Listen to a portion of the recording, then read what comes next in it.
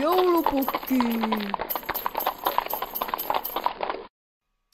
Jäiköhän jotain alle?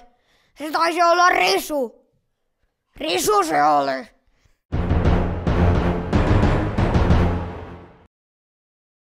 Kuules, nyt olisi jo aika mennä nukkumaan. Joulupukki! Onkos täällä ollut tuhmia lapsia? Eipä taida. Tiedätkös mitä teen kilteille lapsille? Enpä tiedä. Pieksen ja lähetän kuuhun.